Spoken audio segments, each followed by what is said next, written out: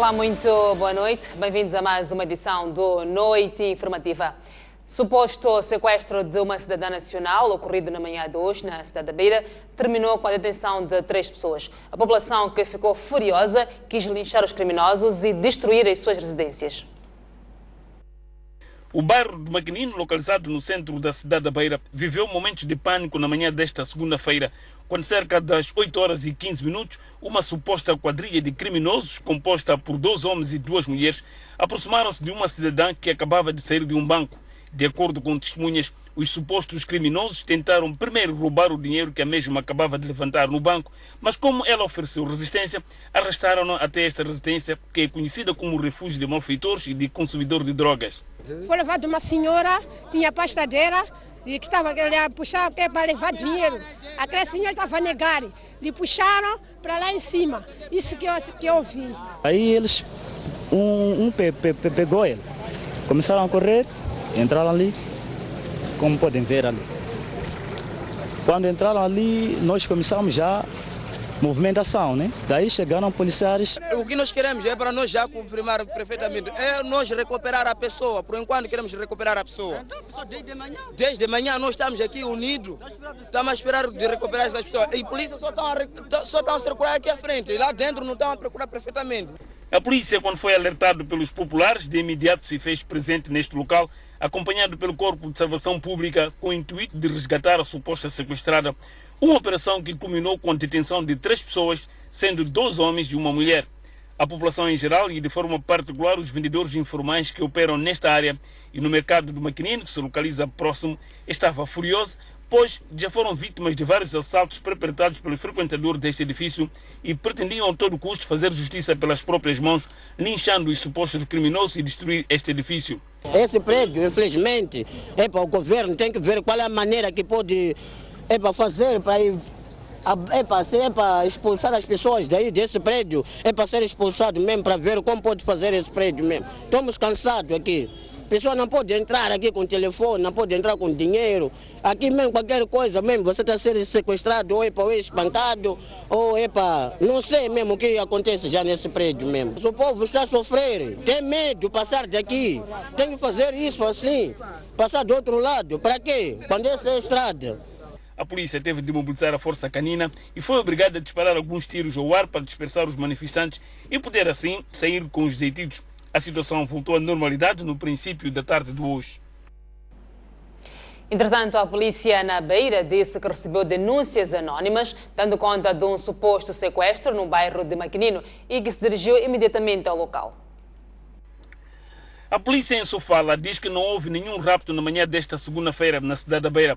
Contudo, indicou que à primeira vista tudo apontava que se tratava de um sequestro, mas na verdade tratou-se de uma quadrilha de malfeitores e vendedores e consumidores de droga. Não houve sequestro.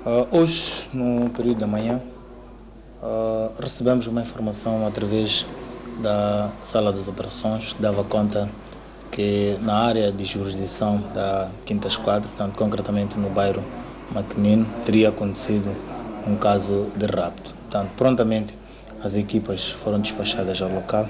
No local, a polícia diz que a operação que envolveu os bombeiros culminou com a detenção de 3 pessoas e a apreensão desta droga composta por heroína e suruma. Portanto, é o local que tem havido alguma concentração de pessoas que consomem droga.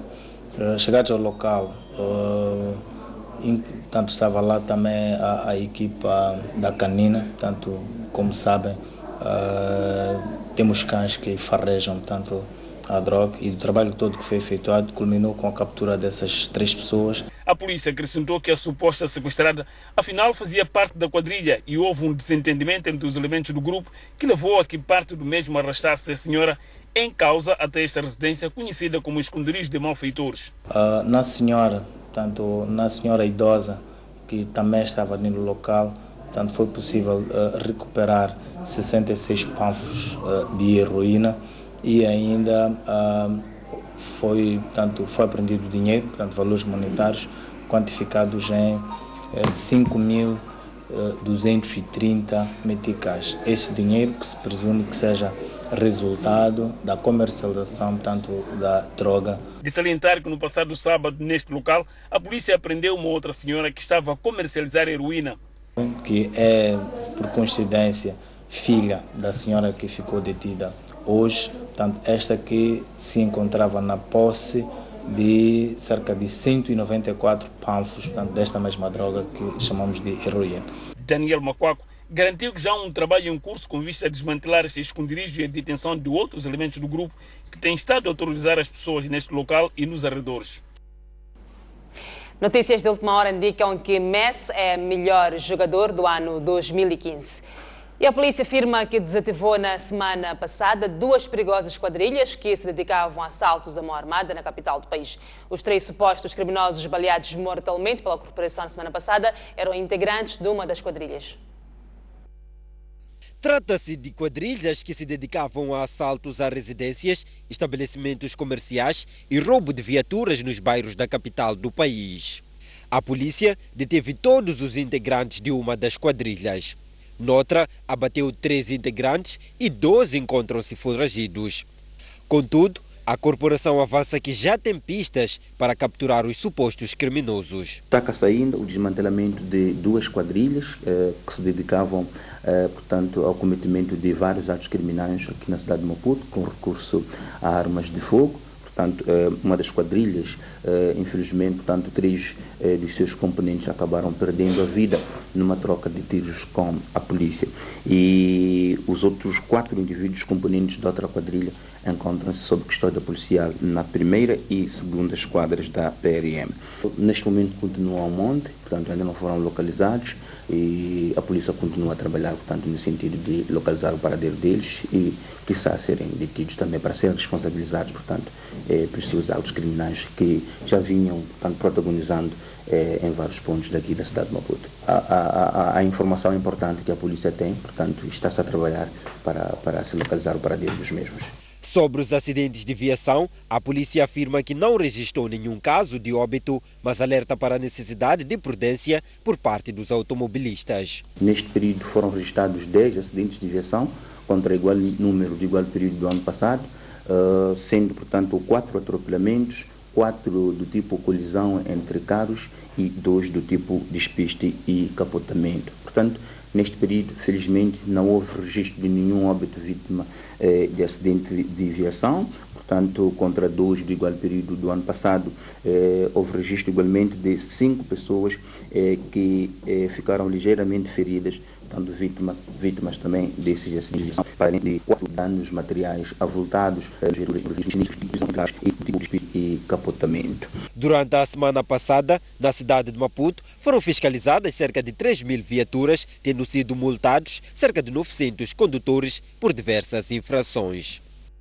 E o jornal O País desta segunda-feira destaca o acidente ferroviário de Tenga, 14 anos sem justiça. Os mais de 400 feridos no pior acidente ferroviário registrado no país continuam sem indemnizações. Acompanhe a reportagem do jornalista Gerzilde Xerinza.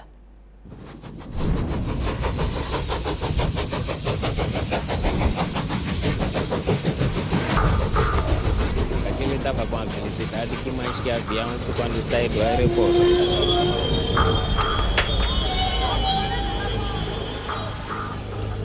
Eu aí sofri perna, em cima de joelho e braço.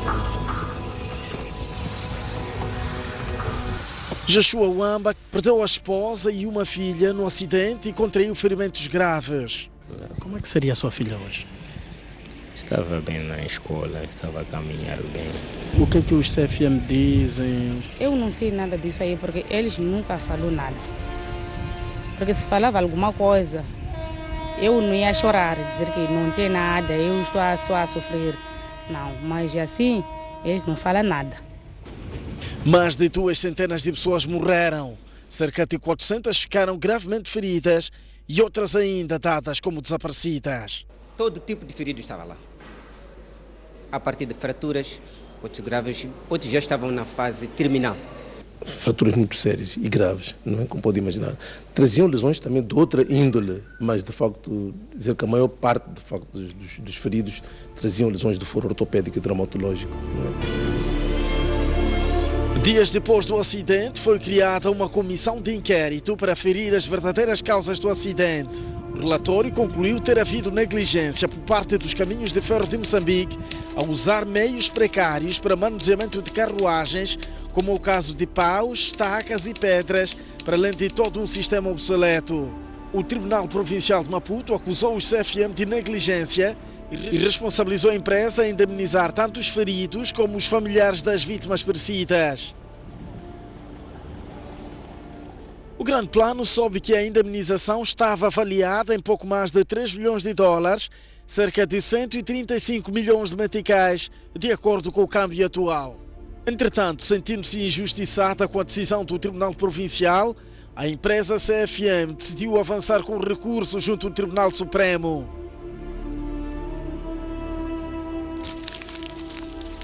O Grande Plano investigou e teve acesso ao acórdão que praticamente enterrou as esperanças das vítimas de Tenga, uma vez que a emissão do mesmo anula todas as responsabilizações que recaem sobre os CFM através da sentença do Tribunal Provincial, alegando incongruências na sentença, e ordenou ao Tribunal Provincial a recomeçar as investigações.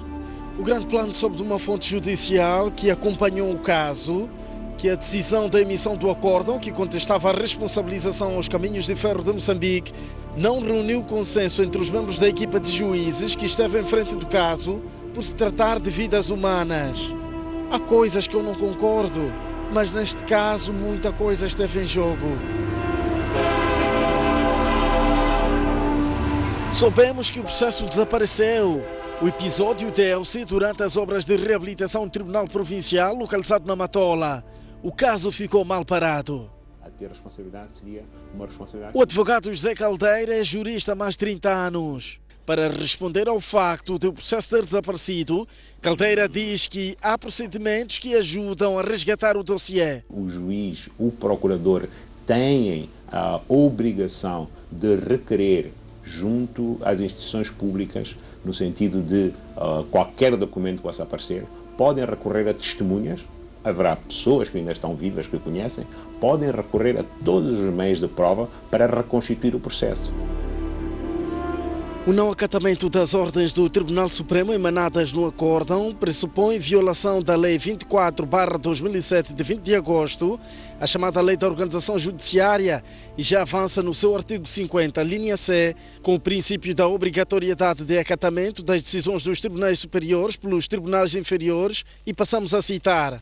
Cabe ao Tribunal Supremo ordenar a suspensão, a requerimento do Procurador-Geral da República, da execução de sentenças proferidas por tribunais de escalão inferior, quando se mostrem manifestamente injustas ou ilegais. Ao se concluir que o não andamento do processo deve-se à ineficácia do Tribunal Provincial de Maputo pelo fato deste não ter obedecido às recomendações do Supremo no acórdão, as responsabilidades irão recair sobre o Estado, segundo os números 1 e 4 do artigo 58 da Constituição da República.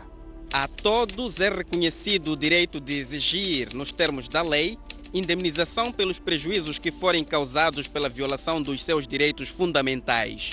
O Estado é responsável pelos danos causados por atos ilegais dos seus agentes no exercício das suas funções, sem prejuízo do direito de regresso nos termos da lei. Assim, espaço para a parte lesada acionar a responsabilidade administrativa recorrendo ao Tribunal Administrativo na eventualidade de se confirmar que o Estado é o principal culpado deste caso. Aí o Estado terá que indemnizar por danos não patrimoniais as famílias das vítimas perecidas, um processo revertido em dinheiro. Tentamos ouvir os CFM através de gente que esteve por detrás do caso, mas... Doutor Espírito Santo, aqui fala Gerzil Chirinza, da STV. Sim, queria perceber se o doutor conseguiu aquele arquivo. O processo andei para não sei onde, pá. Está entre o Supremo e coisa, e relação, pá. Entre o Supremo e? Ninguém. Acho que está entre o Supremo e o Tribunal de Relação, não sei quem está com o processo. Tendo desaparecido o processo e não havendo esclarecimento do caso, ainda há espaço para a justiça à luz da legislação moçambicana. Com a gravidade que teve o acidente, devia ser dada toda a prioridade a resolver. Aliás, a instrução do Supremo é no sentido de que o processo seja de novo apreciado e que seja tomada uma decisão.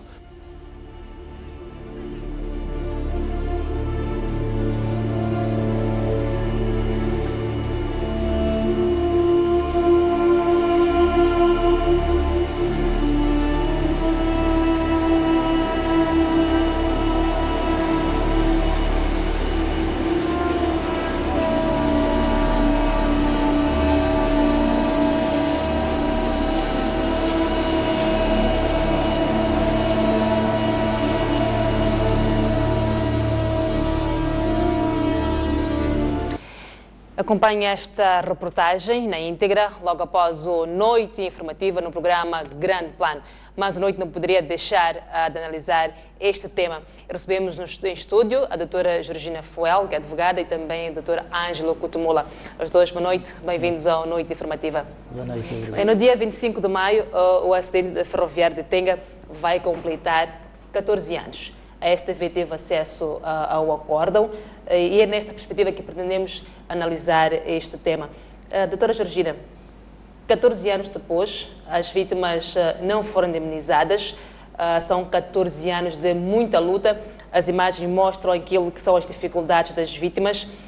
Quando se diz que em Moçambique não há justiça, de fato é este tipo de casos que estamos a falar, há ou não esperança para estas famílias? Boa noite telespectadores, obrigada pelo convite. Neste caso, em princípio, podemos verificar que é um caso mediático e que, pela sua gravidade e impacto, acabou provocando uma certa esperança em termos de justiça. Também, passados 14 anos, eu penso que todos, até este momento, esperam justiça, esperam ouvir uma decisão em relação a este processo. Mas o que acontece, primeiro, era importante referir que, neste caso que esteve a ocorrer no Tribunal Judicial da província de Maputo, começou em 2002, depois do acidente, não houve uma sentença. Ou seja, o tribunal, no caso o que aconteceu foi que o Tribunal Judicial da província de Maputo, que estava a julgar este processo, abster-se de pronunciar-se ou de tomar uma decisão após a análise do processo, alegando insuficiência do corpo de delito, ou seja, insuficiência de fatos que pudessem permitir ao tribunal a tomar uma decisão ou dizer ao direito no caso concreto, que foi o que aconteceu. Neste caso, o Tribunal Provincial? O Tribunal da província de Maputo não se pronunciou, não chegou a tomar uma decisão, ou seja, não houve sentença. Este caso ainda sequer passou do Tribunal da primeira instância. Okay. E o recurso que foi interposto foi um recurso interposto pelo Ministério Público, não foi o recurso dos Caminhos de Ferro de Moçambique, como se fez referência, mas sim um recurso que foi interposto pelo Ministério Público relativamente ao despacho do juiz da causa, do juiz do Tribunal Judicial da província de Maputo. Portanto, o que houve, doutora Ângela, até agora foi um simples despacho do juiz do Tribunal Provincial de Maputo. Exato. Boa noite, antes de mais uma vez, boa noite, estimados telespectadores. Conforme disse a painelista aqui, efetivamente o que se passou foi que o tribunal não tomou uma decisão e, consequentemente, não houve uma sentença e daí que o processo ainda está em aberto. Porque, pelo que se percebe da leitura do acórdão, houve 2 momentos em que o tribunal marcou data para a leitura de sentença e, na segunda data, para a leitura da referida sentença, o tribunal, ao invés de ler a sentença que antes marcara, decidiu que não estavam reunidos os elementos ou não havia corpo de delito suficiente que pudesse conduzir à tomada de uma decisão. Daí que o Ministério Público, inconformado com o posicionamento do tribunal, achou por bem recorrer deste despacho. E daí que, efetivamente, podemos concluir que ainda está tudo em aberto. O Tribunal Supremo, por sua vez, uma vez recebido o recurso, o que coube-lhe simplesmente apreciar e decidiu nos termos de que o processo deveria voltar ao tribunal, que é neste caso ao Tribunal Judicial de Província, para que pudesse seguir os seus trâmites, observando aquilo que vem previsto na Lei Processual Penal. Mas olhando para estes, são 14 anos, não houve sim decisão, não houve a sentença, mas houve vítimas e neste caso o processo desapareceu. De que outra forma? O Dr. Caldeira disse que poderia-se reconstituir o caso, ouvindo testemunhas, mas passam-se 14 anos. Que outros meios de prova poderíamos usar para reconstituir este caso? Bom, é assim, efetivamente o único meio, ou o meio mais acertado neste momento, seria efetivamente a reconstituição do processo. Uma vez desaparecido do processo, conforme se diz, não tenho conhecimento profundo relativamente a isto, pelo que não poderia confirmar se efetivamente desapareceu ou simplesmente não se encontra o processo. E a se confirmar que efetivamente desapareceu o processo, não só se deve proceder a uma reconstituição, como também deve-se proceder a o apuramento de culpa, com vista à responsabilização de quem efetivamente terá feito desaparecer o processo. E a reconstituição, efetivamente, pode-se dar através da prova testemunhal, como também pode-se ir por outra via, que é a prova documental. Acredito que em algumas instituições existam duplicados daqueles documentos que em algum momento fizeram parte do processo, que é para que se possa efetivamente dar a reconstituição deste mesmo processo. E o único meio a se confirmar que efetivamente o processo desapareceu seria este de reconstituir-se. Doutora Georgina, eu volto a repesar. Passam-se 14 anos. Não houve uma sentença, sim, houve um despacho. O Tribunal Provincial de Maputo, ou o Ministério Público que recorreu deste mesmo despacho, o Tribunal Supremo alegou incongruências, não é? Em termos de número de vítimas, se foram vítimas mortais, se foram apenas ofensas corporais, entre outras situações que menciona aqui neste acórdão. Faz sentido, depois todo este tempo, apesar de se ter mandado o Tribunal Provincial recomeçar o processo, não temos nenhum desfecho?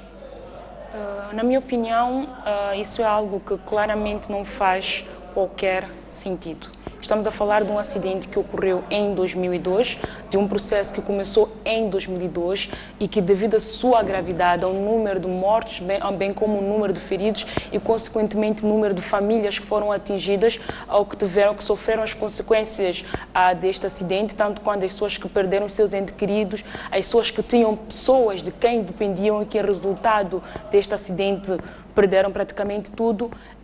Não faz sentido que até hoje o tribunal não se tenha pronunciado acerca do processo. São vários aspectos que estão aqui envolvidos e que podem ser analisados em várias vertentes. Primeiro, estamos a falar de uma questão de uma garantia de acesso à justiça. A nossa Constituição prevê o direito à justiça. Diz que os cidadãos moçambicanos têm direito a recorrer aos tribunais para defender ou para ver acautelados aquilo que são os seus direitos.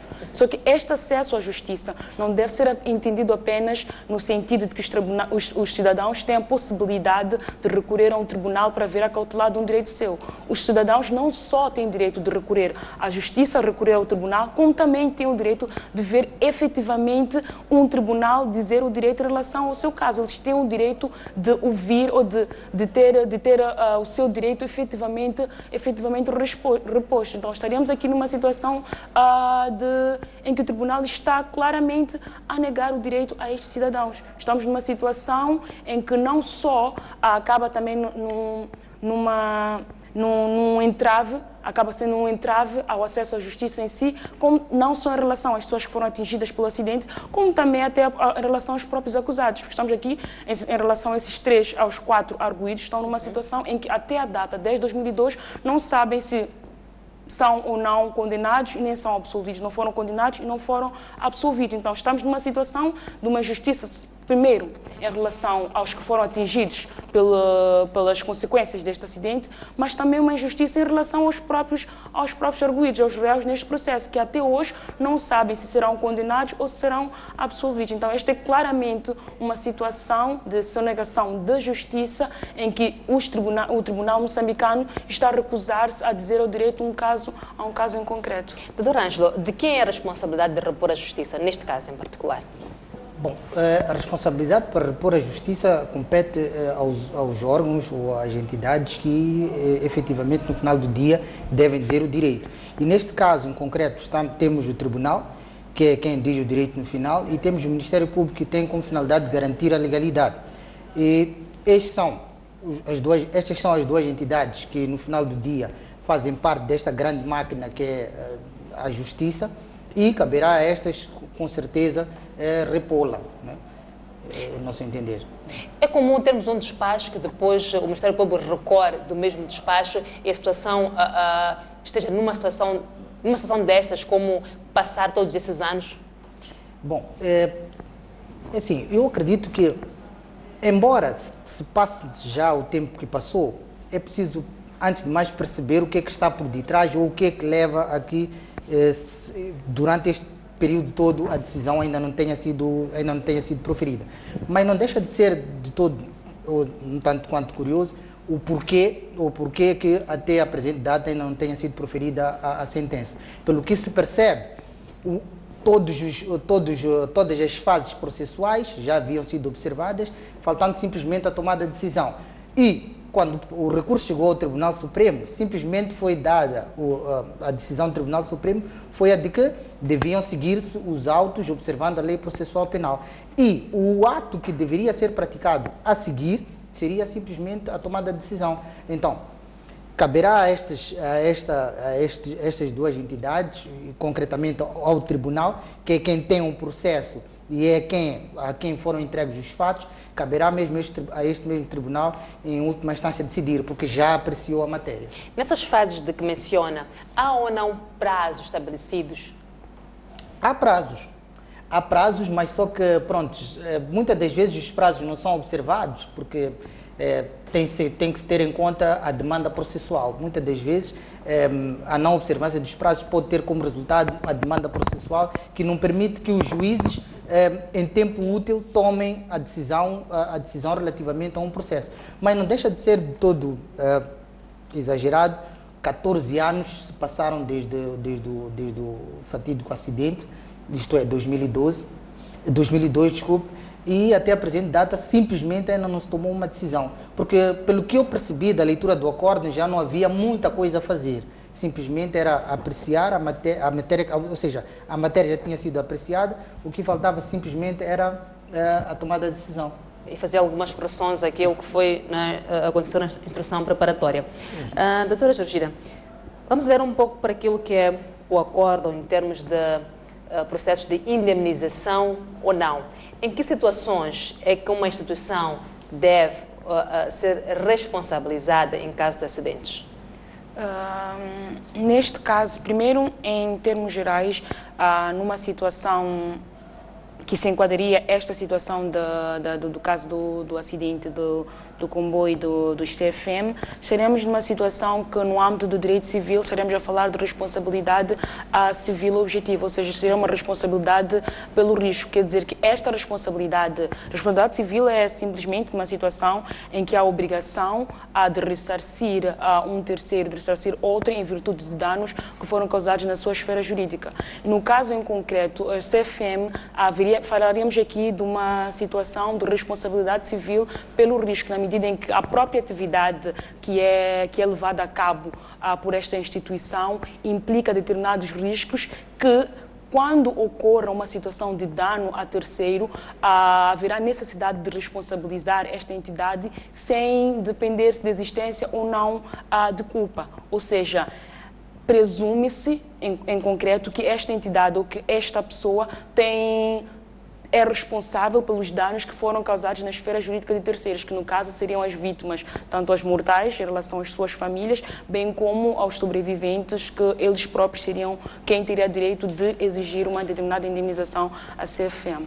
Doutor Ângelo, poderia acontecer neste mesmo caso a empresa não ser responsabilizada? Se sim, em que termos?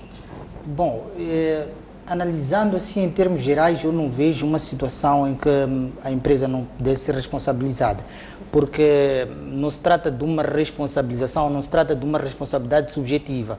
Neste tipo de atividades, conforme foi dito, a responsabilidade civil é objetiva, ou seja, independentemente de os CFM, ou neste caso através dos seus funcionários, terem agido com ou sem culpa, devem ser responsabilizados pelo simples fato de terem causado um dano a outrem. Então, não consigo vislumbrar uma hipótese em que não seja possível responsabilizar os CFM neste caso em concreto. É verdade que o Tribunal Supremo mandou ao Tribunal da Província de Maputo retomar o caso, recomeçar e investigar melhor. Mas houve uma comissão de inquérito que fez o seu relatório e que concluiu que, de fato, houve negligência. Este relatório seria ou não fundamental para tomar decisão? Bom, seria um dos elementos de prova, sem que, no entanto, o juiz se devesse vincular aquilo que resulta do relatório. mas seria efetivamente uma base para que o juiz também pudesse construir o seu juízo relativamente à matéria que lhe foi presente. Doutora Jorge, tem essa mesma percepção de que o relatório seria apenas uma das provas, o juiz não tem que se vincular a este relatório? Não, isso é realmente como funcionam as questões internas no direito penal. Que temos que buscar tem uma questão de verdade material. O relatório é uma das provas que foi trazida ao processo para que o juiz se baseasse para tomar a sua decisão, mas o juiz tem a possibilidade de tomar a sua decisão dependendo daquilo que lhe for trazido. Então, foi-lhe trazido o relatório, há também testemunhas, então, acomungando todos estes elementos de prova que são trazidos ao processo, o juiz toma a sua decisão, não que ele esteja vinculado a apenas um dos elementos de prova que lhe for apresentado, que no caso seria o relatório. Em termos de indemnização, como é que as indemnizações são calculadas? No âmbito geral? No âmbito geral, neste caso em concreto, é que acabam levando pelo caso. No âmbito geral, acaba dependendo, são vários fatores que podem definir o modo de cálculo de uma indemnização. Por exemplo, falemos de uma situação em que temos um comerciante que no âmbito da sua atividade comercial sofre um acidente e depois tem alguém que vai ser responsabilizado. Neste caso, a indemnização desse comerciante, por exemplo, não só ia envolver façamos de conta que é alguém que vende na rua. Então, acaba sofrendo um acidente, temos alguém que vai ser responsabilizado, ele sofreu os danos. Então, a indemnização deste comerciante ia envolver, por exemplo, se ele tinha uma barraca, a barraca dele foi destruída. Então, a indemnização ia calcular, por exemplo, o valor da barraca dele que foi destruída, os produtos que estavam na barraca dele e também poderia incluir aquilo que se chama lucro cessante, que é aquilo que aquele comerciante poderia ter ganho naquele período em que ele vai ficar impedido de estar a exercer a sua atividade. Então, o modo de cálculo de indemnização acaba sendo um pouco variado, dependendo de cada caso em concreto. Neste caso do acidente, por exemplo, temos situações de tem danos morais também, não são só danos patrimoniais. Por exemplo, falamos de danos patrimoniais, mas também temos uma questão de danos morais. Temos pessoas que perderam a vida, em que não serão eles quem serão indemnizados, mas sim as suas famílias. Temos pessoas que sofreram um acidente e ficaram feridos, então esses serão os que serão indemnizados. Então a forma de indemnização ou a compensação que se dará a estas pessoas que fizeram parte do sinistro terá uma forma diferente de cálculo, então poderá envolver vários aspectos. Dr. Ângelo, neste caso em específico, nós vimos as imagens, tem ali pessoas que perderam a perna, por exemplo, e passam-se 14 anos. Vamos dizer que durante os 14 anos poderiam ter feito outras coisas, mas devido ao acidente não puderam fazer. Assumindo que os culpados serão responsáveis, poderá haver uma agravação ou não? Tendo em conta que passou muito tempo, tendo em conta que o tribunal também é responsável pelo que está a acontecer. Bom, em termos de não ter corrigido aquilo que são as incongruências mencionadas pelo Tribunal Supremo. É assim, pelo que eu percebi, começando do fim para o princípio, pelo que eu percebi, pese embora tenham sido detectadas algumas incongruências essas que o Tribunal Supremo simplesmente deu ênfase às mesmas, porque essas foram apresentadas tanto pelo Tribunal como pelo Ministério Público. Essas deveriam ser revistas numa determinada fase do processo. O que o Tribunal Supremo ordenou, ou sim, decidiu em seu acórdão, foi que se retomasse, não que se reiniciasse o processo, mas que o processo, que se desse continuidade ao processo e observasse aquilo que prescreve a lei processual penal. E o que vinha a seguir àquela fase era simplesmente a tomada de decisão. Mas é isso que não aconteceu. É isso que até agora não aconteceu. Sim. Mas só que eu prefiro não arriscar a dizer que o tribunal não o fez porque não quer, porque não tenho conhecimento profundo dos motivos que levaram ao Tribunal Judicial de Província até o presente momento não tomar uma decisão. Daí que é necessário observar de forma casuística o que é que está a levar a este tribunal a não tomar a decisão ou não digo que não acatar, mas não realizar aquilo que foi ordenado outrora pelo Tribunal Supremo. Bem, acabou não respondendo aquilo que é a minha questão. Doutora Georgina, Eu volto a insistir com esta questão. Passam-se 14 anos, o tribunal não fez o que deveria ter feito. Retomando, continuando, não fez. A questão é, há espaço para uma responsabilidade? Há espaço para uma agravação da indemnização ou não? Em relação aos fatos deste processo em concreto, deste processo contra estes 4 trabalhadores, e também acaba sendo mencionado a responsabilização da própria CFM em termos de responsabilidade civil destes indivíduos. Parece-me, pelo menos do meu ponto de vista, que não há neste processo em concreto espaço para uma agravação daquilo que seria a indemnização a que as vítimas deste acidente poderiam ter direito. Mas, por exemplo, há situações que são atualmente discutidas até por alguma parte da doutrina e que até na nossa Constituição existe uma possibilidade das pessoas ou dos cidadãos iniciarem uma ação processual, por exemplo, contra o Estado pela violação dos seus direitos fundamentais. Caso nesta situação em concreto apareça um cidadão e que diga que, em virtude da demora do Tribunal Judicial de Província em pronunciar-se sobre este processo, eu passei por isto, por aquilo e por várias situações, que caso o Tribunal tivesse se pronunciado, tivesse tomado uma decisão neste processo quando deveria ter feito, ou num prazo razoável, como se exige nos termos da lei, muitas coisas, por exemplo, teriam acontecido. Eu não teria perdido isto, não teria acontecido isto e mais aquilo, mas isto seria um processo à parte. Neste processo em concreto, na minha opinião, não haveria possibilidade de agravação da indemnização pela demora no pronunciamento do tribunal em relação aos fatos ou ao caso em si. Sim, doutora Ângela? Sim, mas eu percebo perfeitamente o que diz a colega e concordo, mas é importante não perdermos de vista que não basta simplesmente provar que, pelo fato do tribunal não ter decidido em tempo útil relativamente ao meu processo, eu sofri este e aquele dano. É necessário, antes, também procurar provar que o tribunal agiu com dolo. O juiz, neste caso, agiu voluntariamente com o intuito de prejudicar-me. Aí, sim, é que nós já podemos oferir a responsabilidade do tribunal neste caso. É por isso que eu respondia que, como não tenho conhecimento profundo dos motivos que levam a que o tribunal, até o presente momento, não toma uma decisão, difícil se torna dizer se haverá ou não uma gravação ou se vai... Portanto, tendo agido com dolo, chegar a uma situação em que disse a doutora Georgina, poderá haver espaço sim de alguma gravação. Exatamente. Algo mais que querem deixar ficar em torno deste tema? Bom, creio que não. Em relação àquilo que é o acidente? Bom, em relação ao acidente em si, creio que não, mas em relação a alguns aspectos que foram levantados pelo Tribunal Supremo, sim, eu acho que são importantes e que se tem verificado de forma recorrente, que são a não instrução perfeita do processo crime. Porque quando um processo nasce já defeituoso, logicamente quando chega lá no topo, o defeito torna-se maior é aquilo que nós vemos no final do dia.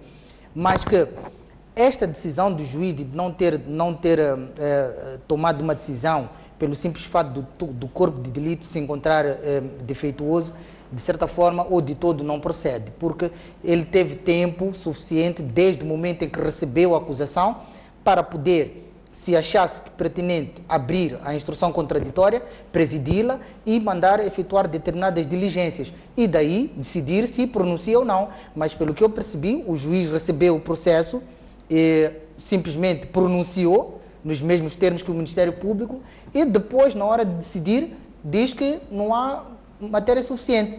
Mas é necessário também não perder de vista que todas as nulidades ficam sanadas a partir do momento em que há um despacho de pronúncia. E despacho de pronúncia é esse que foi proferido pelo mesmo juiz, que em um momento posterior vem dizer que não vai decidir pelo simples fato de o corpo de delito não estar suficientemente... Quando é que inicia a instrução do processo?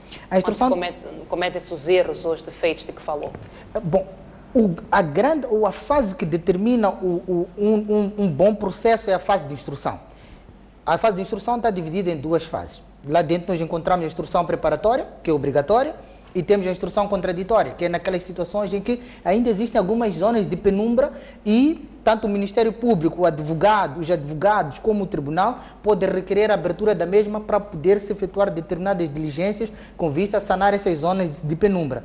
Agora, a instrução preparatória tem como finalidade não só determinar se existe crime, e também para determinar se não existe crime. E se existe crime, quem são os seus agentes, ou se aqueles que estão a ser indiciados da prática de um determinado crime não são. Então, a fase de instrução tem como finalidade determinar a existência de crime e quem são os agentes, ou a inexistência de crime e a não imputação de responsabilidade a quem porventura tenha sido indiciado da prática do mesmo. Então, esta fase é que é determinante, quando começa o processo. E isto cabe esta cabe ao Ministério Público, que muitas das vezes delega esta função à Polícia de Investigação Criminal, que é o braço do Ministério Público com vista a investigar e formar o corpo de delito. Pronto, muito obrigada. Vamos ao nosso segundo tema. 2 recém-nascidos foram abandonados na madrugada de ontem na lixeira de Ulene, na cidade de Maputo. Choque, indignação e revolta são os sentimentos transmitidos por estes moradores do bairro Ulene, na cidade de Maputo. Logo pela manhã, os residentes foram surpreendidos com a presença destes gêmeos na lixeira. Testemunhas contam que os corpos teriam sido descobertos por um doente mental que pretendia apanhar a pasta onde as crianças haviam sido colocadas. Estávamos ali sentadas, éramos 3. Depois, eu quando ali no condutor estava um moço, aquele moço que anda a tirar coisas sujas para andar a comer. Chegou, veio a correr, disse, menina. Depois, eu disse, esse maluco quer o quê? Eu com a minha amiga dizem, fica lá. Aquele maluco me puxou pela mão. Chegou, disse, bebê. Aquela criança estava assim, da cara assim. A criancinha estava assim. Uma das crianças estava ainda viva. Então, acabei correndo, querendo salvar, se é uma vida que está no condutor, ainda posso salvar. Corri, cheguei, infelizmente, as crianças já tinham todas perdido a vida. E uma das crianças foi amarrada, conforme as imagens ilustram, foi amarrada com um lenço, que se calhar é a primeira que saiu, estava a chorar, estava naturalmente a trabalhar. O ato macabro desta senhora. Até esta altura, não se sabe onde está a mãe dos menores. O secretário do bairro Ulene A diz que está a ser feito um trabalho de forma a localizá-la. É um mal que já aconteceu. Não se sabe ainda se é do Ulene A ou é do bairro Ferroviário. Pode ser de Laulane, pode ser de outros bairros. E ainda não sabemos, não temos informação. Mas estamos a tentar fazer toda a diligência no sentido de descobrir a autora. Daí que já podemos esclarecer efetivamente o assunto. As autoridades do bairro contam que é a primeira vez que caso do género acontece. Doutora, já não é a primeira vez que nos deparamos com situações destas em que as mães deitam os seus próprios filhos recém-nascidos nas lixeiras. O que a nossa legislação diz em relação a estas situações? Que tipo de crime é este? Esta é uma situação, isso é chocante, sabemos que acontece muito, mas ainda assim consegue chocar-nos a cada dia que passa. Sabemos que não é novo, mas consegue ser ainda chocante para todas as pessoas que acompanham este tipo de casos. Em relação a essas situações de casos de mães que jogam os seus filhos no lixo, neste caso em concreto, penso que há várias hipóteses que podem ser abertas, dependendo do momento em que os menores foram efetivamente parar a lixeira. Por exemplo, não sabemos se foi uma situação efetivamente de homicídio, não sabemos se foi morte natural, não sabemos exatamente o que aconteceu. Então, há várias hipóteses que podem ser abertas neste caso. Uma das hipóteses, por exemplo, seria um uma situação que no âmbito do nosso Código Penal é punida como crime de infanticídio, que é o ato de matar voluntariamente um menor no ato do seu nascimento ou dentro de 15 dias após o seu nascimento, que a nossa lei considera isto como sendo um crime de infanticídio. Então, seria no caso dessa mãe, ela ter efetivamente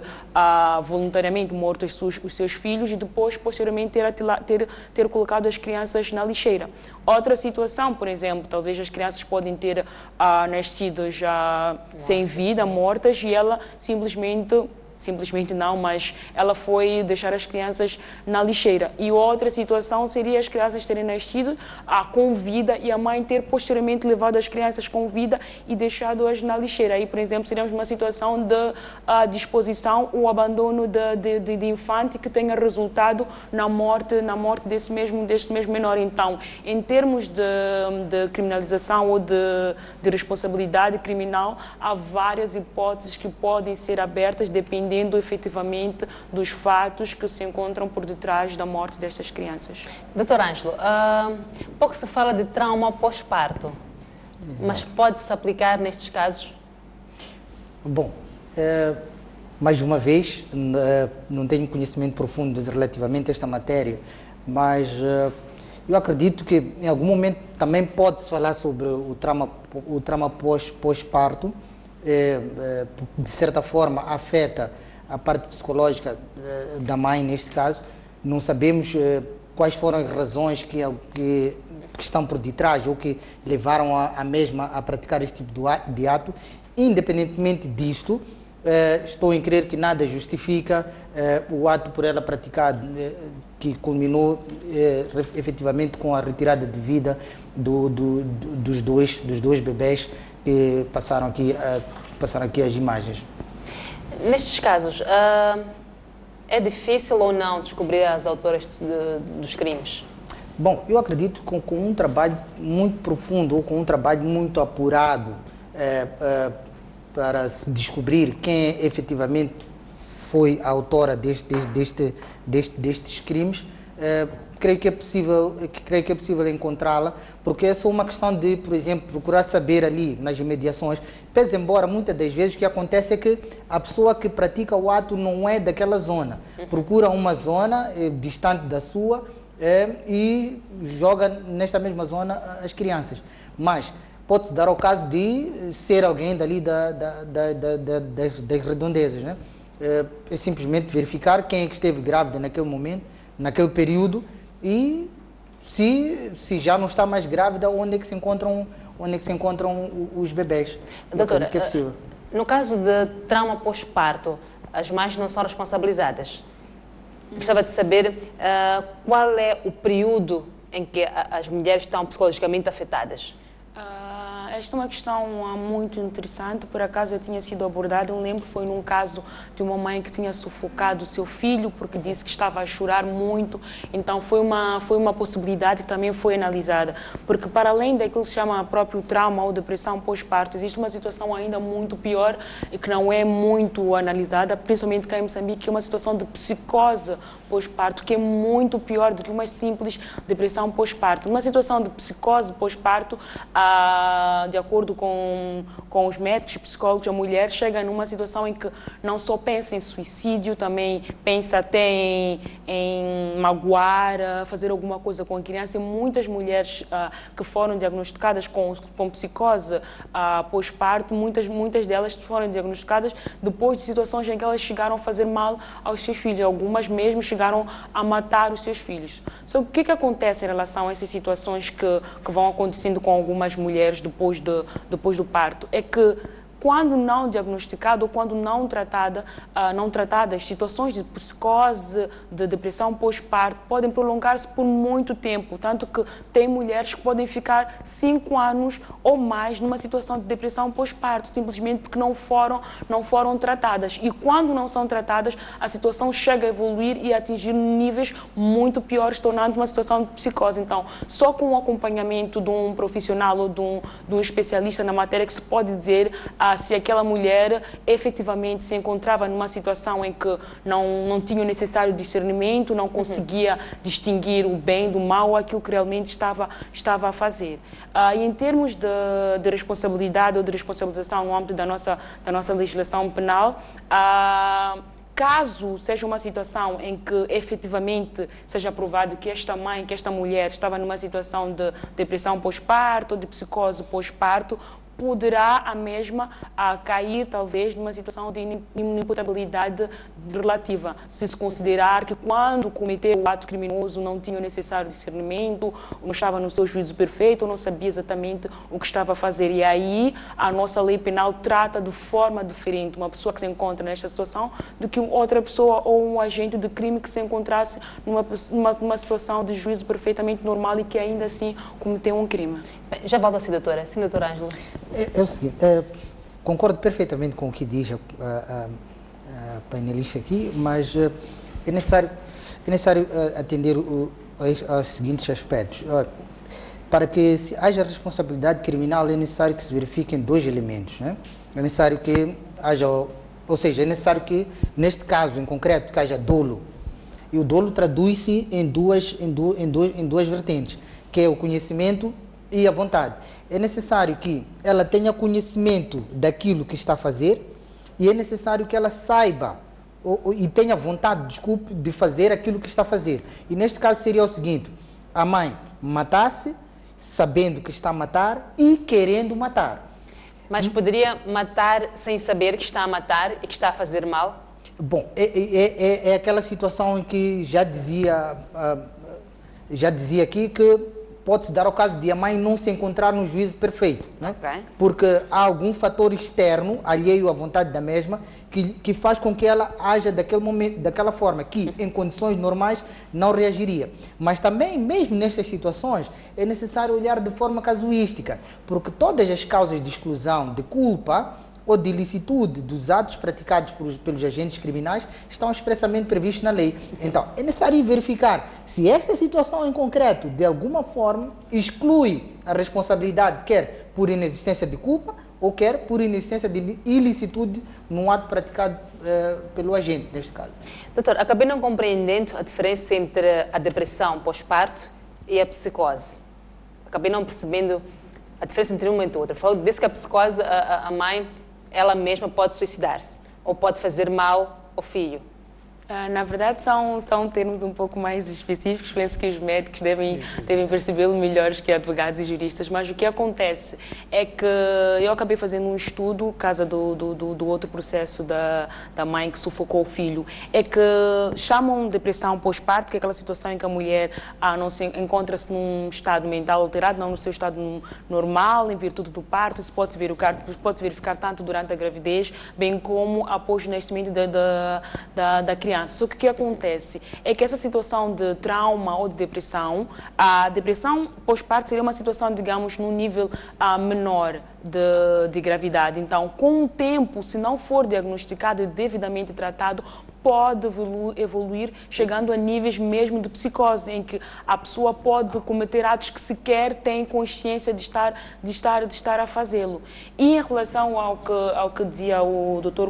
Nkutumula, o que, no meu entendimento, acontece é que poderia não ser uma situação mesmo de exclusão da culpa ou até de justificação da ilicitude, mas simplesmente a forma como esta mulher seria responsabilizada, criminalmente responsabilizada, não seria a mesma forma que alguém que cometeu aquele ato, que cometeu aquele crime no seu juízo perfeito. Não sei se... Concordo plenamente, mas o que iria acontecer, estou em crer, seria uma questão de atenuação da medida, da pena concreta, porque temos um crime, há uma moldura penal, diz que isto varia de 20 a 24 anos, e, no entanto, neste intervalo, o juiz tem a faculdade de aplicar de 20, 21, 22, 23, por aí, anos. E, no entanto, neste intervalo, verificada alguma circunstância que, de certa forma, atenua a responsabilidade do agente, logicamente que a pena vai tender para o limite mínimo, porque, como sabemos, a medida da pena tem que ser sempre proporcional à medida da culpa. Mas excluir a culpa ou excluir a ilicitude do ato, é necessário que isto resulte de lei. Exatamente, sim. Ok. Portanto, não há exclusão total, ainda que seja numa situação de depressão. Seria uma atenuação. Porque a questão, bom, sem querer monopolizar, é que a depressão, como é que nós iríamos classificar a depressão neste caso? Iríamos classificar a depressão como uma situação de inexistência de conhecimento ou de vontade de prática do ato, ou iríamos classificar a depressão como uma circunstância que levou, embora ela tenha praticado aquele ato, praticou motivada por esta mesma depressão. E esta depressão iria funcionar não como uma causa de exclusão, mas sim como uma causa de atenuação, uma circunstância que atenua a responsabilidade. Porque em condições normais ela não faria aquilo. Ok. Doutor, algo mais que quer deixar ficar, mesmo para encerrarmos esta nossa análise? Em relação a esta situação, concordo plenamente com o Dr. Kutumula, na medida em que, neste caso, se considerar que a mãe não estava no seu juízo perfeito ou não tinha o necessário discernimento, o que ia acontecer não era mesmo uma situação de exclusão da culpa dela ou de justificação do ato por ela cometido, mas sim seria no âmbito daquilo que era a pena que seria aplicável a esta mãe, que ia ser a medida consoante a um nível de culpa. No caso, é por isso que eu disse que era uma situação de inimputabilidade relativa, na medida em que a pena geral que seria aplicada ao caso não seria aplicada da mesma forma que se aplicaria caso fosse uma cidadã que se encontrasse no seu juízo perfeito, que se encontrasse completamente bem e que ainda assim cometeu este ato macabro. E de referir que neste caso em concreto são vários outros aspectos que podem julgar à volta da condenação desta mãe caso ela seja encontrada. Por exemplo, podemos encontrar uma situação em que é muito comum de uma mãe, por exemplo, se tiver 17 anos, se for, por exemplo, menor de 18, maior de 16, se tiver se for maior de 18, por exemplo, menor de 20 anos. Então, são vários aspectos que podem julgar no âmbito da condenação desta mulher. Por exemplo, se ela for uma mulher, uma mãe com menos de 21 anos, se ela tiver efetivamente cometido um crime de infanticídio, em que logo depois que as crianças nasceram, ela matou as crianças e foi atirá-las na lixeira. No âmbito do novo Código Penal, menores de 21 anos, independentemente do crime que tenham cometido, a eles não poderá ser aplicada uma pena superior a 12 anos de prisão. Enquanto que o crime de infanticídio é punido com pena de 20 a 24 anos de prisão. Então, são vários aspectos que podem julgar realmente à volta deste caso essa cidadã seja efetivamente identificada e encontrada pela polícia. A menoridade acaba abrandando um pouco aquilo que é a pena de prisão. Exatamente, sim. Bem, doutora Georgina Fuel, doutora Ângela Kutumula, as duas, muito obrigada por terem aceito o nosso convite e espero que voltem mais vezes. Tenho a condição de uma ótima noite. Vamos a um breve intervalo, voltamos a seguir com mais informação. Até já.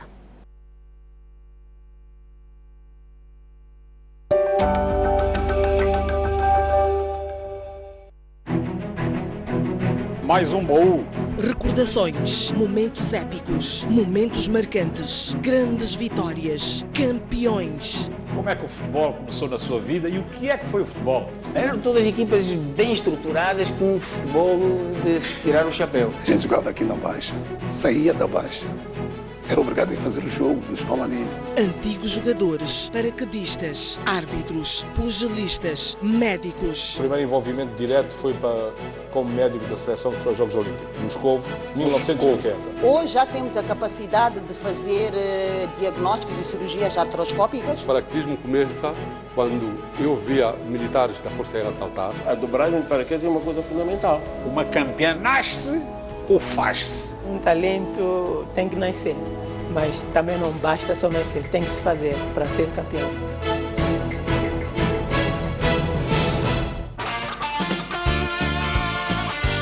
Conversas Soltas, um espaço de entrevista dedicado a diversos temas da nossa sociedade, com figuras de destaque. Neste espaço, a conversa é informal. Afinal, o que é um artista? O artista é um pensador, é intelectual. A poesia que lhe encontra. Sim, eu já escrevo desde os 13 anos. É uma luta diária. A questão técnica tem um desafio muito grande. Todos os sábados, não perca. Uma criança e um jovem desapareceram nas águas da Praia do Inos, aqui na cidade de Pemba. Combate ao crime é a palavra de ordem da chegada do líder da RNAP à cidade portuária de Natal. Davis Mango deixou ficar as seguintes considerações. a partir da cidade da Beira e com imagens de Manuel Chicava. No interior desta viatura seguiam 4 ocupantes. A reunião que aprovou a primeira Constituição da República. Bairros periféricos das cidades de Maputo e Matola. A alma do magistrado calou-se precisamente neste local. As notícias do país cabem todas aqui. Um país sem história é um país sem futuro. Um mundo sem referências é um mundo sem norte. Um país sem cultura é um país sem identidade. Um país sem ídolos é um país sem referências.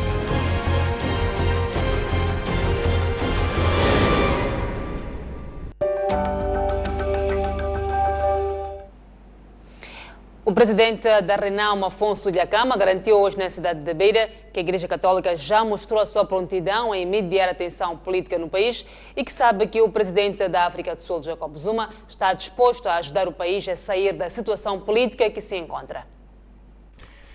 Afonso Dhlakama falava num dos estabelecimentos hoteleiros da cidade da Beira, numa teleconferência perante jornalistas e membros séniores do seu partido, entre eles o segundo vice-presidente da Assembleia da República, deputados da Assembleia da República, secretário-geral deste partido, assim como diversos líderes de base da Beira.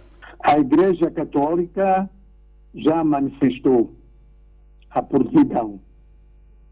Não pode só essas coisas de mediação, sabe? É preciso que ambos lados estejam disponíveis. É preciso também que o governo Frelimo também demonstre esta boa vontade, não é?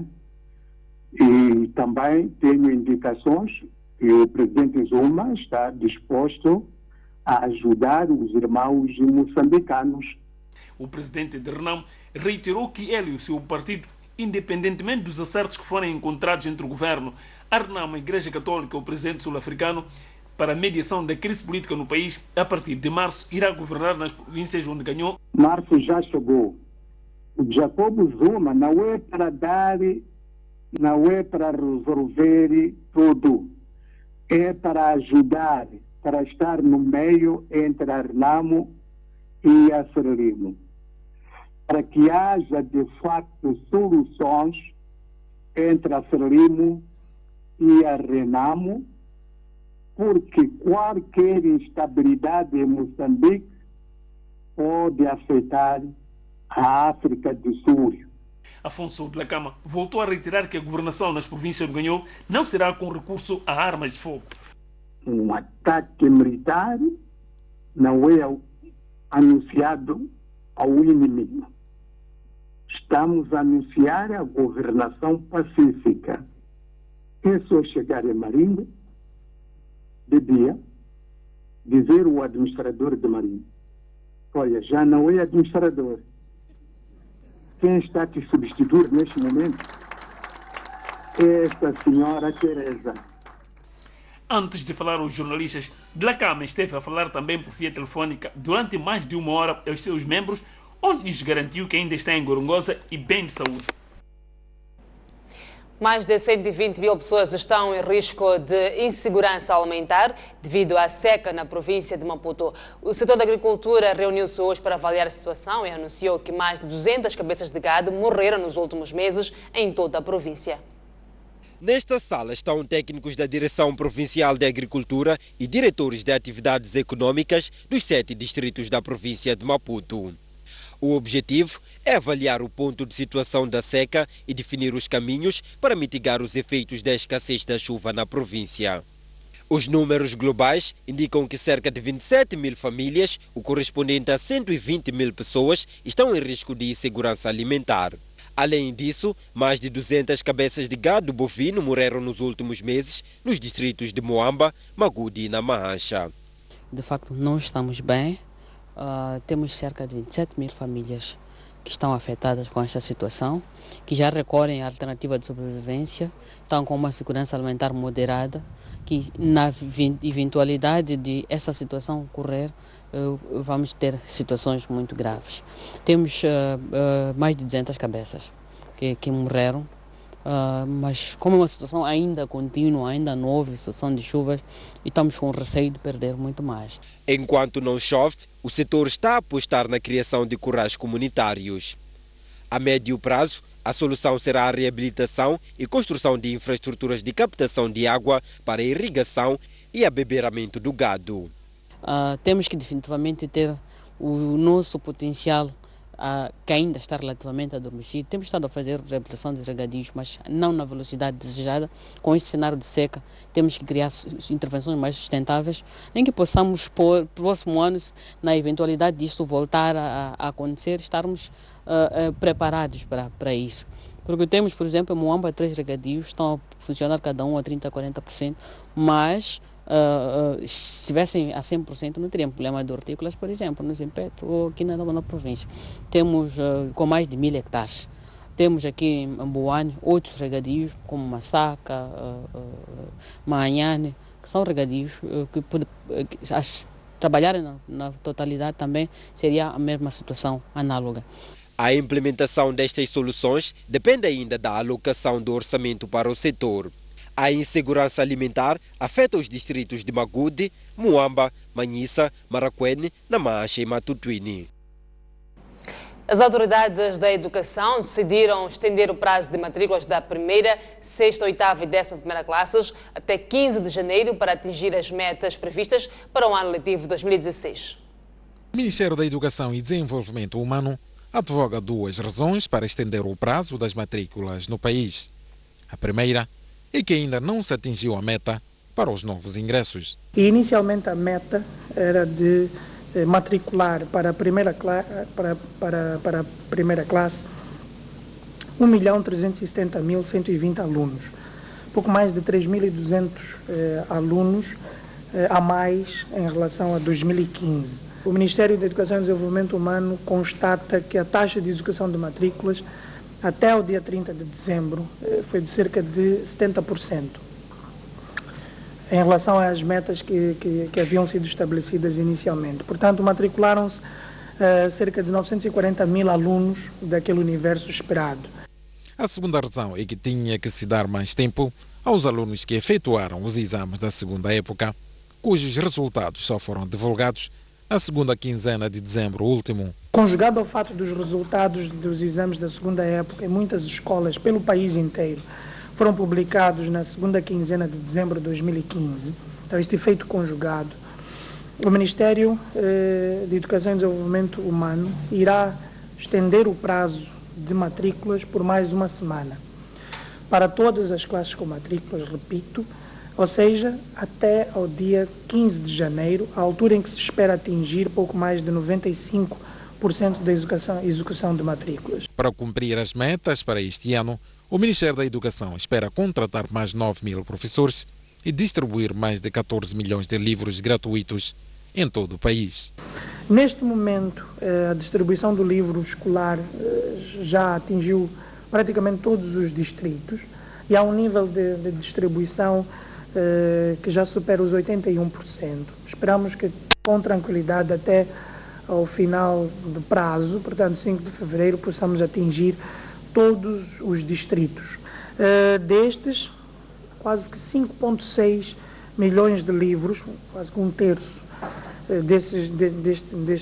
deste material, são livros caderno, portanto vão ter esta dupla valência, exclusivamente para o primeiro ciclo, portanto a primeira e a segunda classes. Em relação à primeira classe, as províncias de Gaza e Manica são as que apresentam os índices mais baixos de matriculados, enquanto que em Cabo Delgado, Nampula e cidade de Maputo, as metas estão a ser cumpridas quase que na totalidade.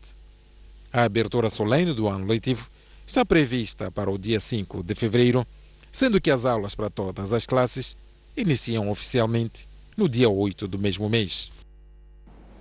Depois da avalanche de reprovações nos exames da 10ª e 12ª classes no ano passado, o Ministério da Educação garante que nenhum aluno vai perder o ano por falta de vagas. Para o efeito, está a fazer arranjos para permitir que todos tenham espaço nas escolas do país. O Ministério da Educação e Desenvolvimento Humano ainda não apresentou os números conclusivos de alunos que reprovaram nos exames da 10ª e 12ª classes, mas garante que não haverá alunos sem vagas. Existe um esforço que cada gestor escolar está a fazer exatamente para não permitir que haja situações em que os alunos não possam, ou candidatos àquelas classes não possam ingressar por falta de vagas. Então existe todo um trabalho de gestão interna, gestão de salas, gestão de turmas, exatamente para assegurar que todos os candidatos que forem às escolas possam ter a sua vaga. Mas é qualquer coisa que o Ministério da Educação, aliás, ao estender o prazo também, mesmo com os níveis que nós estamos de 70% de forma geral, estamos a acompanhar de perto. O porta-voz do Ministério da Educação explica que em alguns casos haverá ajustes na 11ª devido ao número elevado de reprovados na 10ª classe. Não, o que vai acontecer é exatamente essa flexibilidade que depois nós esperamos que, enfim, que aconteça de forma normal. Se eventualmente não tivermos candidatos suficientes para a 11ª, certamente são menos salas de aulas que depois poderão ser redistribuídas por aqueles que ficaram retidos, por aqueles que terão ficado retidos na 10ª classe. Embora, sim, haja situações em que as coisas não sejam assim tão lineares, não é? Portanto, as coisas, para determinadas classes as coisas arranjam-se, mas eventualmente para outras não. Então, contamos com todo o apoio dos gestores escolares para administrar as vagas disponíveis versus salas que tenham a dispor. De recordar que para este ano, a educação espera ter mais de 6 milhões de alunos em todos os ciclos, que deverão estar distribuídos em 12.000 escolas em todo o país. Em menos de 48 horas, os estaleiros da empresa Madeiras da Zambésia foram alvo de 2 incêndios. Depois da sexta-feira, ontem, fogo tomou conta de parte considerável da madeira em Touro. O estaleiro da empresa Madeiras da Zambésia volta a pegar fogo este domingo. Tal como se pode documentar nas imagens, estão aí parte de touros da empresa em chama. O facto acontece um dia depois de parte da madeira que existente ter pegado fogo e na sequência ficou parcialmente destruído. O Corpo de Salvação Pública foi aqui mobilizado para estancar o fogo. Volto a dizer mais uma vez que é prematuro, dadas as causas do incêndio, porque já estivemos cá na sexta-feira, o incêndio era de proporções muito reduzidas em relação de hoje, isto o que fez com que as chamas se elevassem o dia 2, como tratando-se de fim de semana, o proprietário da instalação não estava, o incêndio iniciou há um tempo e a chegada tardia também da informação à salvação pública, mas a salvação pública está cá a tentar fazer o trabalho que deve ser feito e a controlar a situação, conforme vê, a situação já está controlada. Estamos a debelar a última parte do incêndio.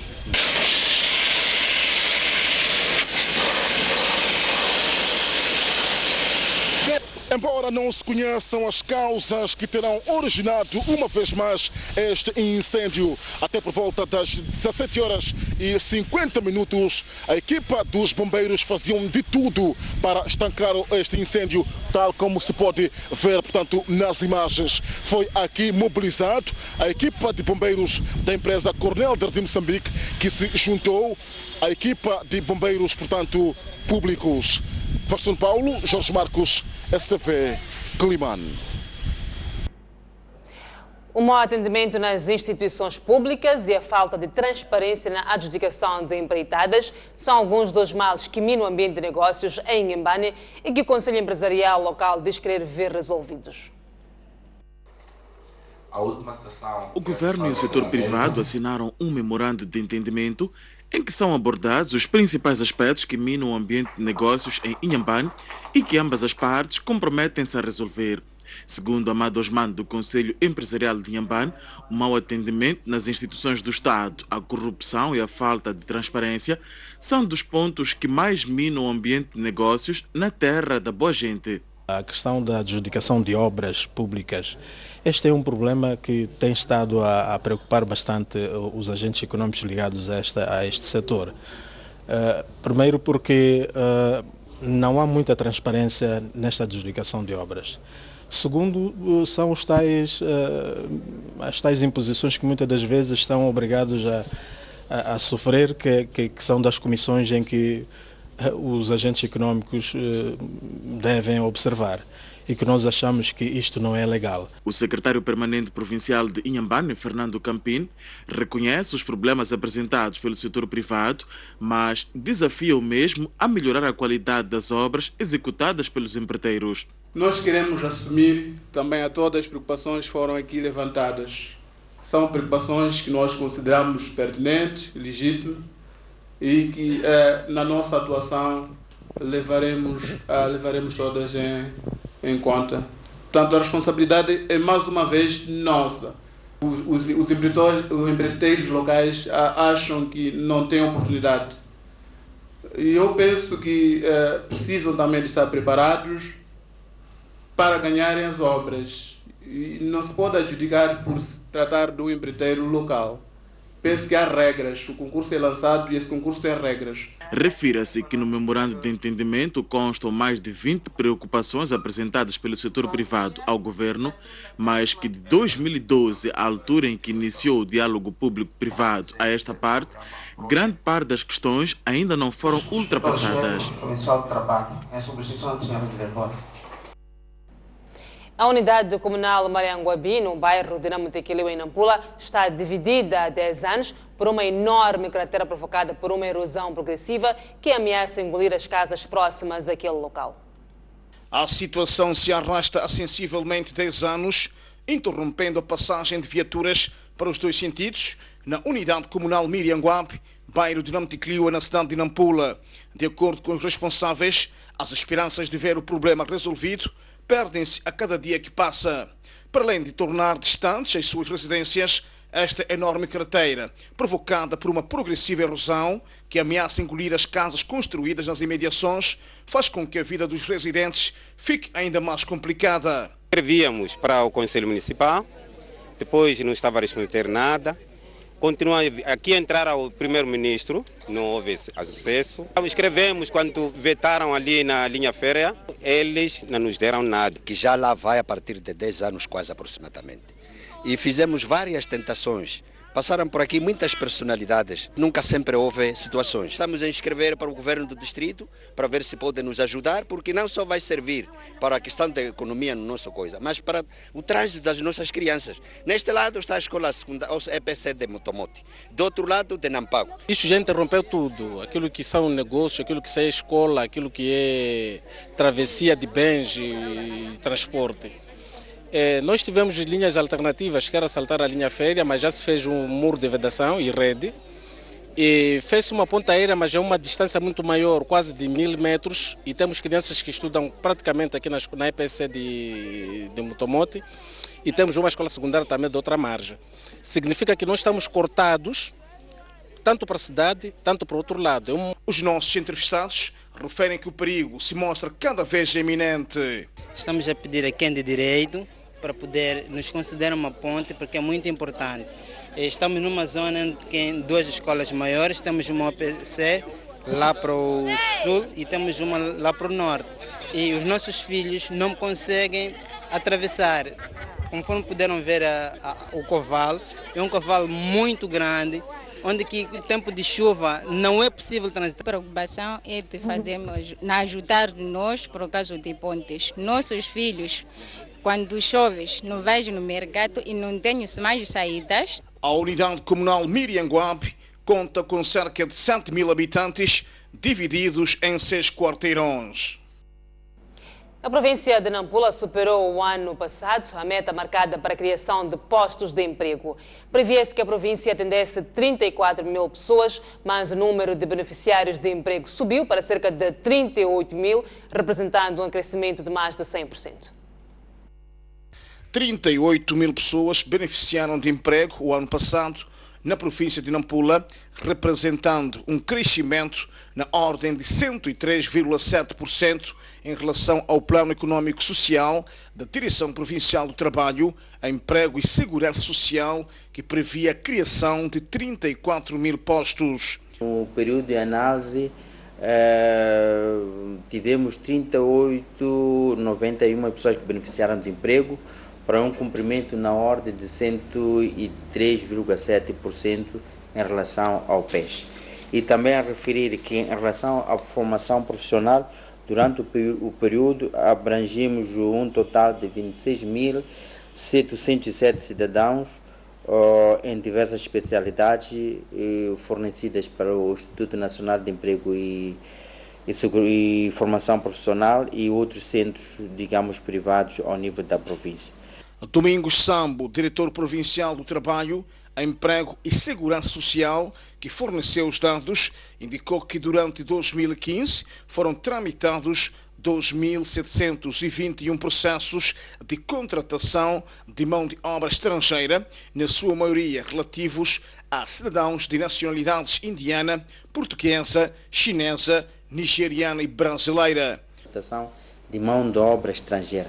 Referir que neste setor foram tramitados 2.721 processos, dos quais há que destacar que 1.547 foram no âmbito da cota, 597 nos projetos de investimento, 18 no âmbito do trabalho de curta duração, que vai até 180 dias, e 184 trabalho de curta duração, que vai até 30 dias, 23 no âmbito da autorização de trabalho.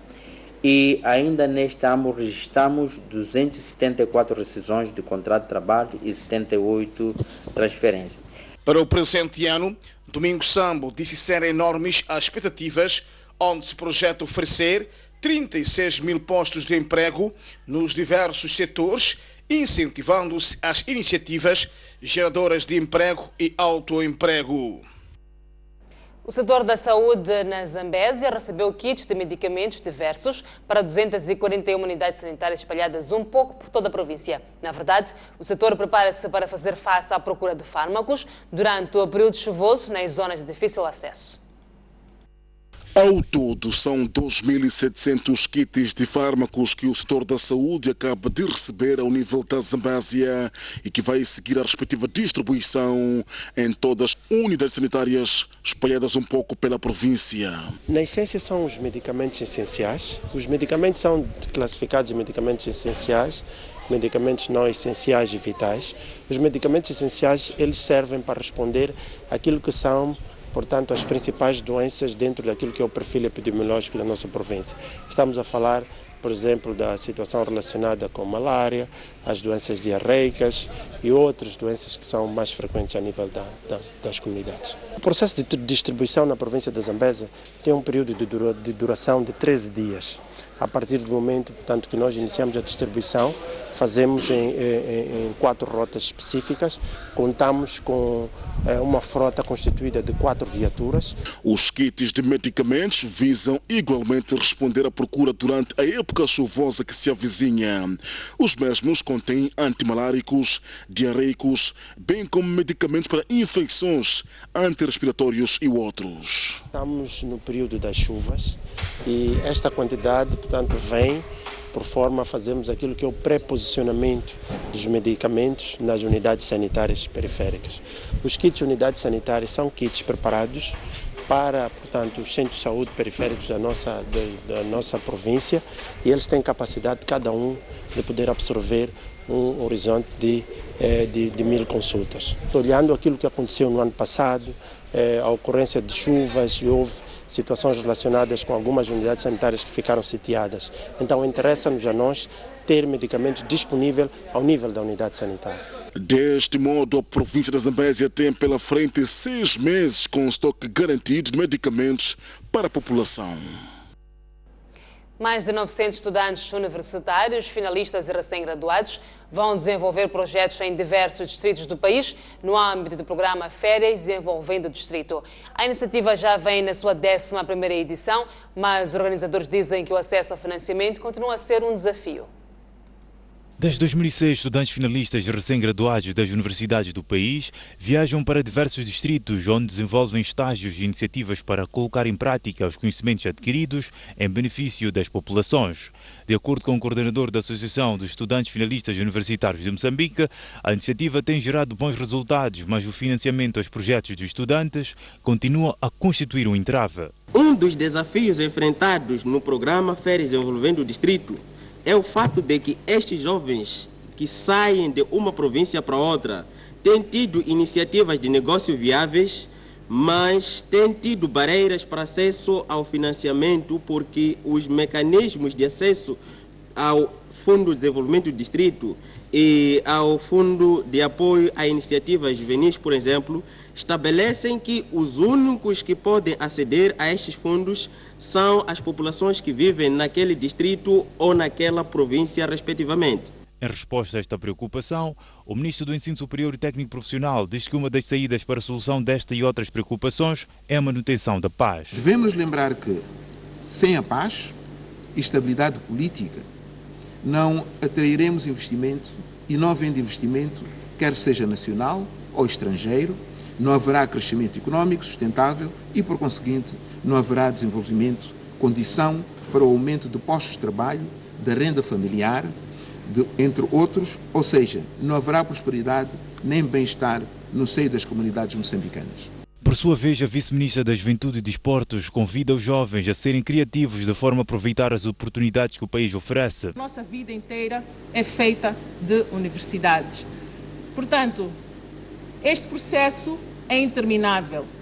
O que eu apelo a vós é que tentem ser mais criativos e tentem encontrar soluções através das ferramentas que vão buscar nas universidades para transformar e para saber tirar o maior proveito das oportunidades que o nosso país tem. O projeto Férias Desenvolvendo o Distrito terá lugar de 18 de janeiro a 18 de fevereiro, sob o lema A EFUM, 11 anos promovendo oportunidades no meio rural. Contará com a participação de mais de 900 estudantes, sendo que neste momento decorre um seminário de capacitação. Os exames para admissão à Universidade Eduardo Mondlane começaram hoje em todo o país. A UEM faz um balanço positivo do primeiro dia, visto que não houve registro de fraudes. O sucesso é atribuído aos detetores de celular. Nos anos anteriores, foram registrados casos de fraude com recurso a celulares durante os exames de admissão. Este ano, a segurança foi reforçada. Para além dos vigilantes, foram colocados detectores de aparelhos eletrônicos.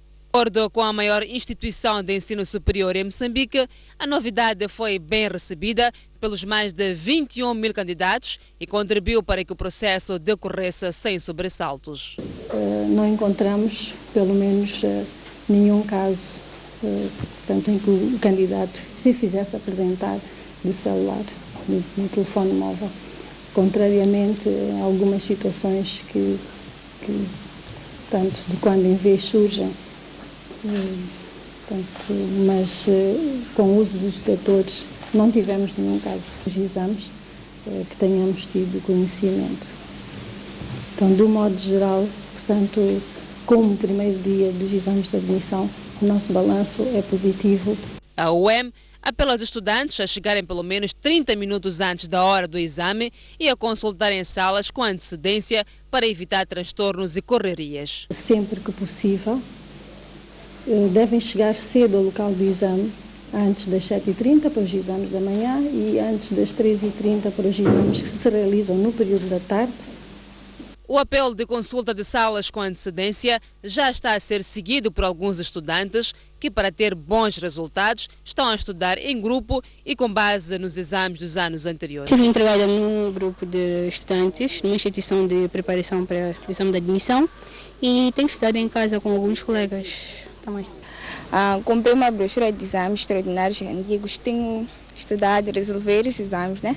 Os exames de admissão à Universidade Eduardo Mondlane terminam sexta-feira com os candidatos aos cursos de teatro e música a prestarem as provas práticas e a escrita. Para o presente ano letivo, 28.345 candidatos concorrem a 4.910 vagas na UEM Unizambique.